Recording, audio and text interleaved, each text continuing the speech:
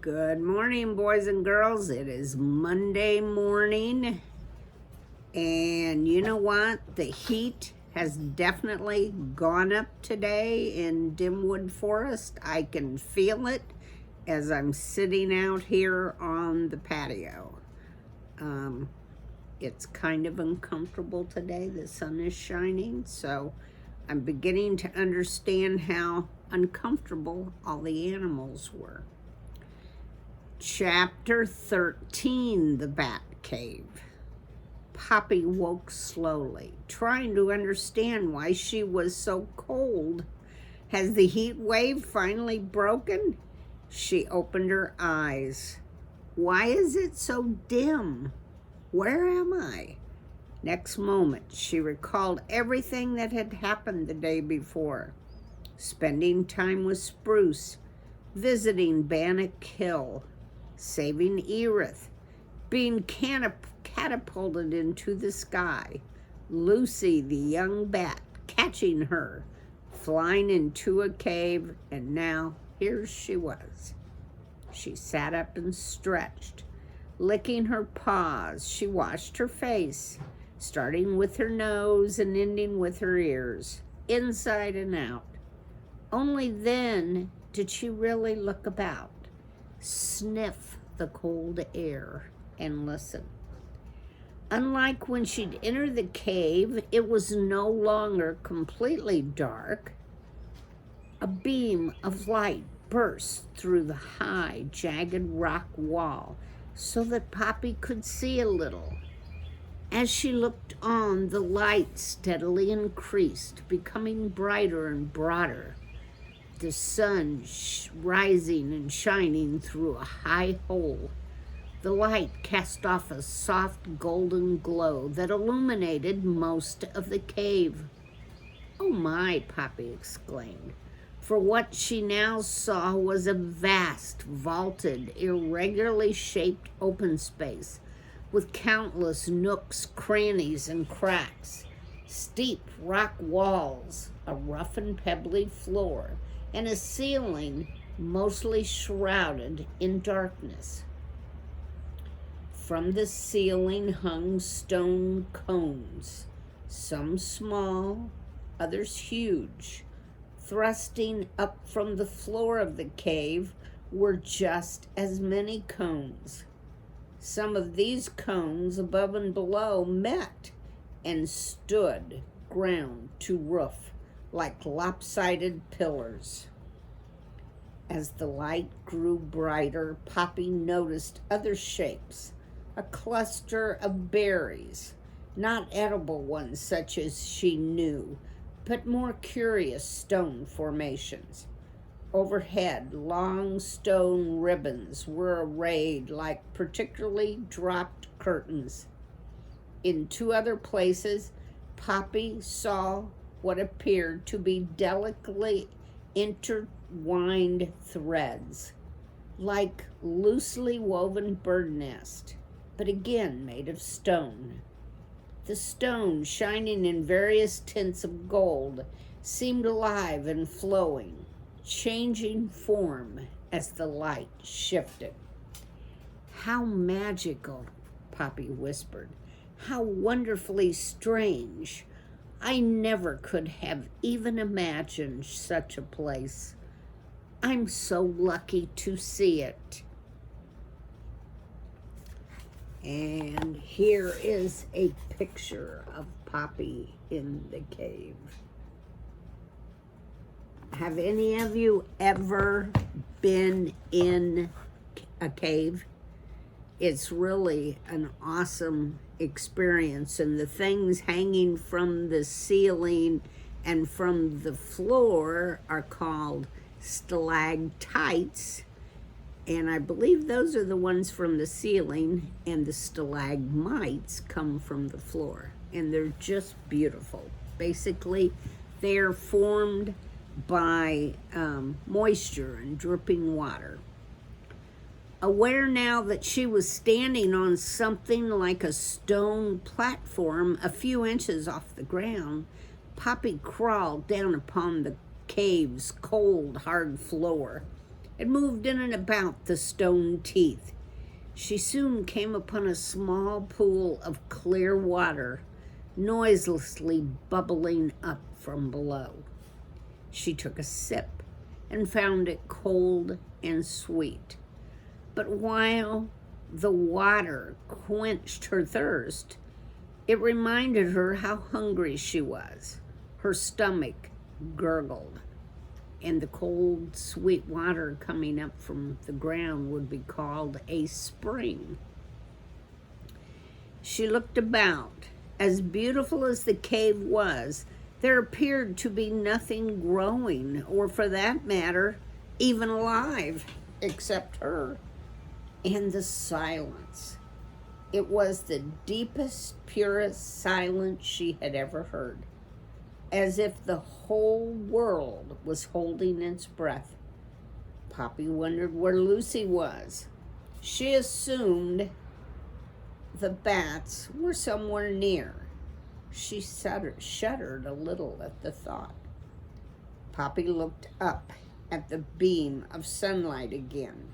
As she watched, the light gradually shifted its angle downward, an indication that the sun was just rising. Poppy supposed the light was coming from the same hole Lucy had used to enter the cave. That gave her an idea. If she arrived through that hole, surely she should be able to leave the same way. As Poppy considered the hole, she began to think about her family. They might be wondering where she was. Ereth Ch, of course, though she did not think the grouchy porcupine would worry much about her, and the cold was really bothering her. While it would be faster to persuade Lucy to take her home, Poppy asked herself if she really wanted to fly back. Oh, excuse me. I must be allergic to caves. Lucy was just a beginner, and the young bat had said Poppy was heavy. What if she dropped me, thought Poppy. No, best to do it on her own. That's always been my way of doing things, she told herself. The thought gave her strength. Poppy scrutinized the wall until she spotted a zigzag path leading from the floor of the cave up to the entry hole. When she drew closer, she saw that the path was actually a small ledge on the stone wall's face. It required very little effort to climb onto it. Though the ledge was narrow and rough, Poppy was able to move along with ease until she stood several feet above the floor of the cave. There, the path ended. She had reached the first of the many zigzags that she had previously noticed. Another ledge, a little higher, cut back in the other direction. It would take her farther along. Standing on tiptoes and pressing her plump belly against the cold stone, Poppy extended one paw up as far as possible and then grasped the edge of the higher ledge. It crumbled, bringing a small shower of pebbles onto her head. A second try was successful. Tightly grasping the ledge, Poppy pulled herself up so that she was dangling from one paw. She reached up with another paw. Hanging by two paws now, she summoned all her strength and, pushing with her rear legs, pulled herself to the next higher ledge. Panting hard but safe on this third ledge, Poppy sat, rested, and caught her breath. Once refreshed, Poppy moved on, going upward at a steep angle. She glanced at the beam of light. It was now pointing down. a sure indication that the sun was higher in the sky. It must be mid-morning. As the day progressed, the cave would eventually become dim and then dark. If Poppy knew one thing, it was that she did not want to climb in the dark. She hurried along the ledge. It narrowed, but it took her a good way up before coming to an end. Poppy looked down, only to discover that she was much higher than she had thought. The pointy rocks below no longer seemed beautiful, but menacing. A tremor of nervousness swept through her. It's a good thing I'm going up, she told herself, because I won't be able to get down unless I fall. Poppy began to tremble so much she had to sit. Foolish mouse, she scolded herself. Coming up here was not smart. I need to accept that I simply cannot do everything I want anymore, at least not alone. She licked her lips. Her tails and whiskers twitched. She felt cold. She made up her mind not to look down or back or anywhere but up. Forcing herself to stand, she stole a glance up towards the hole. It still seemed very far. Not that there was a choice. She had to continue going higher, except it now felt as if she had a very long way to go. The realization made her feel tense. Taking a deep breath to calm herself, Poppy reached up and wedged her paw into a small crevice. The rock pinched, but her paw held. Using her rear toes to push into the rock, she lifted another paw and searched for a crevice higher than the first. Not finding one, Poppy glanced up, only to slip a little. Her heart pounded. To steady herself, she pressed her body against the rock. Not daring to look, Poppy again reached higher and searched with her paw for another hold. After much fumbling, she located a small crack, gripped it, and pulled. Though higher up, the climb was beginning to make her feel dizzy. Still, Poppy knew she had to continue on, which she did, slowly, painfully. Then, like a bubbling bursting, Poppy's strength collapsed. She could not go up any higher. All she could do was cling to the cold rock. As she hung there, suspended, her paws began to ache. A painful cramp seized one of her legs. Her grip weakened. She started to slip. A frantic snatch of the rock proved useless. The rock gave way. Poppy began to drop. "Help!" screamed Poppy as she plummeted towards the rock deep below. "Help!" Chapter 14, Poppy and Lucy. As Poppy plunged, she felt a sharp pinch on her back. She was no longer falling. Gasping for breath, heart pounding, she twisted around and looked up. Lucy was holding her. "Miss Poppy," said Lucy, "are you sure you can't fly?" "Really, I can't," Poppy managed. "Then how come I keep finding you up in the air?" asked Lucy. "I mean, how do you get there?" "I was going up, but then fell," Poppy explained. "No offense, Miss Poppy, but Mom is always saying, 'Lucy, Always decide which direction you want to go, up or down. Poppy sighed. I'd like to go down. Okay, said Lucy.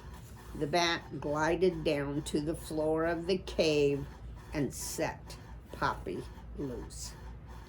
Poppy stood up on weak hind legs and looked about. The light was softer now, and Lucy was nowhere to be seen. Lucy, Poppy called. Over here. Poppy turned. Lucy was hanging upside down from one of the stone cones. But what I don't understand, said the bat, as if hanging upside down was a perfectly normal way to have a conversation, is if you can't fly, how did you manage to get up so high on the wall? I climbed. Climbed? Why would you ever do that? I was trying to go home, Poppy admitted, slightly embarrassed. Please don't go home yet, said Lucy. I told everybody about you. They really want to meet you. We never have visitors. Would you be willing to meet some of them before you go? Can I walk? Poppy asked, greatly comforted that Lucy had at least knowledge that she would be leaving. Much better to fly. What time is it? Almost noon, said Lucy. Promise not to drop me? Lucy giggled. Miss Poppy, no offense, but you're the one who keeps falling. All right then, said Poppy. Lucy spread her wings, dropped down, gently pinched Poppy's furry back, and lifted the mouse into the air. In moments, the two were flying through the cave. Now Poppy could see that the cave was much bigger than she had imagined, filled as it was with endlessly strange shapes and formations. It also extended in countless directions, like the branches of a tree. Lucy, however, seemed to know exactly where she was going. She swooped, turned, and entered a dark tunnel, emerging at the other end into a spectacular space. A great domed area with golden arrows of light streaming down from above. The beams shone on an almost perfectly round lake, its blue-green surface eerily translucent and surrounded by a beach of what appeared to be white sand. Where does the light come from? Poppy asked. Small holes in the cave roof, replied Lucy. Old Wing says this place used to be a volcano. Who's Old Wing? Our leader. Anyway, we can fly in and out up there, but it's easier to use that big entryway. Where do you all stay? Asked Poppy. Look around, cried Lucy. Poppy looked and saw that the walls of the cave were covered with bats huddled together upside down, clinging to the walls. She could hear a multitude of squeak and rustling noises. Welcome to my home, said Lucy as she glided down to the beach. Is this sand? Poppy asked. Salt, said Lucy. Salt? I must tell Ereth, thought Poppy, only to be distracted by a great fluff and flutter of feathery wings as a large number of bats dropped down all around her. As they landed, they drew their wings up to their ears and hunched over. their beady eyes focused on Poppy. Like Lucy, these bats were covered with brown fur. They had stub noses on flat, dour faces and large, pointy, twitching ears. Wanting to show her good manners and friendly intentions, Poppy sat up on her hind legs, smiled, took a deep breath, and in her most cheerful voice said, "Hi, my name is Poppy. I'm a deer mouse. I live in Dimwood Forest." The bats stared at her with their bright eyes. Now and again, ears flicked, and occasionally one of them opened a mouth as if yawning. That's when Poppy noticed the bats' teeth and how sharp they were. Chapter 15 on Bannock Hill. By morning, a few leaves on the Bannock Hill hazelnut tree were burning steadily. It was enough flame to cause the thin branch upon which the leaves had grown to catch fire. The small flame continued to burn, moving along the branch like a long, slow fuse, moving by midday ever closer to the trunk of the tree. Chapter 16, Spruce. As Spruce and Junior walked slowly from Ereth's towards their own underground home, the young mouse kept looking up at his father's sad face, then turning back to consider the porcupine. After a while, Spruce said, "Dad?" "Spruce," said Junior, his voice low. "Please be quiet. I just have a lot to think about." "But Dad, I need to say something." Junior stopped. "Spruce, we just heard some very disturbing news about Grandma Poppy. I'm trying to..." "But Dad," Spruce interrupted, "I know why Grandma Poppy was flying." "What are you talking about?" "Yesterday, Grandma and I went for a walk. First we looked for foxes. Then, are you telling me you and Poppy went looking for a fox?" "Yep." "Spruce, do you know how often you make up stories and how exaggerated they are? But as we told you many times, it's really not a good habit." "No, listen, Dad. Grandma said a mouse has to do what a mouse has to do." Junior sighed. Where did she get that notion? "Your Uncle Ragweed." Junior shook his head. "Spruce, you don't know anything about him." "I do too, because I look like him," continued Spruce. "But see, Grandma Poppy wanted to do something, so I bet she decided to learn to fly, and..." "Spruce," Junior cut in. "What Uncle Ereth said was that Poppy died." "But Dad," cried Spruce. "Spruce, let's just get it."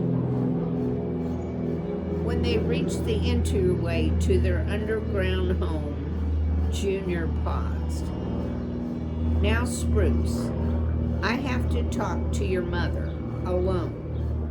But I want you to promise me something. Okay? Please do not tell your brothers and sisters that Grandma Poppy died. If it is true, I need to explain things my way, not yours. Can you promise me?" But Dad, I really think Grandma got lost because Spruce, just do as I ask. Do not tell your brothers and sisters Grandma Poppy died. Okay, because thank you. Junior led the way into the hole, where he gave Spruce a hasty nuzzle and then went down the main tunnel in search of Laurel. Remember what you promised, he called back. All she did was fly, Spruce murmured to himself, and she got lost because she was old. The young mouse went into the children's den, where he found his brother Lodgepole, rolling mud balls and piling them up into a pyramid. For a moment, Spruce just watched. Compared to Grandma Poppy's flying, making mud balls seemed pretty dull. Guess what? Spruce announced. What? Said Lodgepole, not turning away from his work. Grandma Poppy learned to fly. Lodgepole looked at his brother. Yesterday, you said you and Grandma Poppy were looking for a fox. We were. Mice don't go looking for foxes, said Lodgepole before turning back to his mud balls. And mice can't fly. Grandma Poppy did, insisted Spruce. I'm not making it up. Uncle Ereth saw her flying, only she got lost. Lodgepole looked at his brother again. Why would Grandma Poppy fly? A mouse has to do what a mouse has to do. What's that supposed to mean? Instead of answering, Spruce said, I'm calling a meeting. Get everybody together. For what? We have to find Grandma Poppy. 20 minutes later, Spruce had managed to collect only 3 of his siblings. His brothers, Lodgepole and Dogbane, and his sister, Clover. Spruce repeated what he had told Lodgepole about Poppy. See, she just learned to fly, but Grandma Poppy is real old, so she got lost. When you're old, agreed Clover, you shouldn't go anywhere far. Actually, said Lodgepole, we're young and we don't go far either.